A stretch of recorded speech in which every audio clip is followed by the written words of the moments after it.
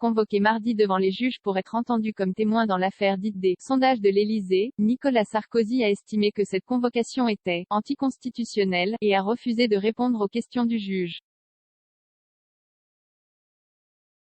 L'ex-président a mis en avant la Constitution et sa qualité d'ancien chef de l'État pour dénoncer cette convocation. Pouvait-il pour autant être entendu? 20 minutes a posé la question à deux spécialistes, qui insistent sur la délicatesse de la question. La décision de convoquer Nicolas Sarkozy mardi était-elle anticonstitutionnelle, comme l'a affirmé l'ancien président de la République?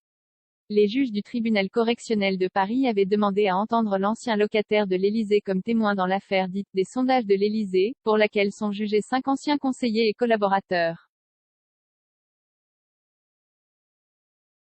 Refusant de répondre au juge, Nicolas Sarkozy a argué de la séparation des pouvoirs, et expliqué qu'il ne pouvait pas répondre aux questions posées, n'en ayant pas le droit, en citant la Constitution. L'article 67A1 de la Constitution prévoit l'irresponsabilité pour les seuls actes liés à l'exercice de la fonction de président de la République. Cette irresponsabilité, qu'on pourrait nommer immunité, ne s'arrête pas avec la fin de l'exercice du mandat, elle est définitive, a-t-il avancé, souhaitant ainsi régler la question de savoir s'il pouvait être entendu comme témoin. Que dit exactement la Constitution à ce sujet? 20 minutes s'est penché sur la question, et a demandé à deux spécialistes du droit constitutionnel si le fait d'entendre l'ex-président comme témoin dans le cadre de ce procès respecte, ou non, ce texte fondateur de la Ve République. Que dit l'article 67A1? Il y est écrit que « Le président de la République n'est pas responsable des actes accomplis en cette qualité, sauf s'il est destitué ou amené à comparaître devant la Cour pénale internationale. » Cela signifie qu'un ancien président ne peut être poursuivi pour des faits qui se sont déroulés pendant son mandat. En revanche, il peut être poursuivi pour des faits qui ont eu lieu avant ou après son quinquennat. C'est pour cela, par exemple, que Nicolas Sarkozy a été jugé pour l'affaire dite des écoutes.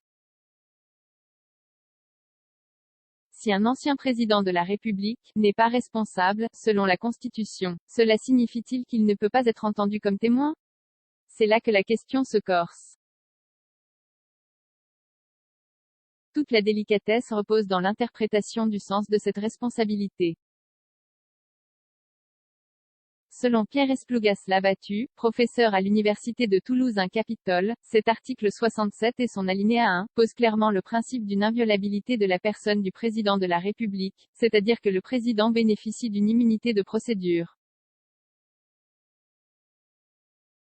Cette immunité vaut lorsqu'un ancien président est amené à témoigner sur des faits qui se sont déroulés au moment de l'exercice de ses fonctions, estime ce spécialiste du droit public, ce qui était le cas mardi. Toutefois, il peut résider une ambiguïté dans l'interprétation de cette responsabilité, note Julien Padovani, maître de conférences en droit public à l'Université Paris 1 Panthéon-Sorbonne. Si vous avez une interprétation stricto sensu, vous estimez que la responsabilité consiste à être mis en cause en justice. Et donc, ce faisant, un ancien président de la République peut tout à fait être convoqué en tant que simple témoin. En revanche, si vous avez une interprétation lato sensu, au sens large, de la responsabilité, dans son sens étymologique, qui signifie rendre compte, alors il est possible de considérer qu'en l'espèce, en le convoquant en tant que témoin, on lui demande nécessairement de rendre compte, que ce soit directement ou indirectement. Au-delà de la théorie, remarque le spécialiste, cette convocation est différente d'un simple témoignage. L'ancien président était appelé à témoigner dans le cadre d'une affaire où sont jugés des anciens collaborateurs de l'Élysée. Si l'on prend un peu de recul et que l'on sort de l'analyse des textes, il est difficile de ne pas voir dans cette convocation, sous contrainte, une forme de responsabilisation, quelle que soit l'intention du juge, note Julien Padovani. Or, cette dose de responsabilité, politique notamment, est contraire à l'alinéa premier et à la séparation des pouvoirs en général. Si ce fameux alinéa sur la responsabilité des anciens présidents de la République ne comporte qu'une phrase, il reste donc ouvert à interprétation. Nicolas Sarkozy avait-il le droit de garder le silence devant les juges?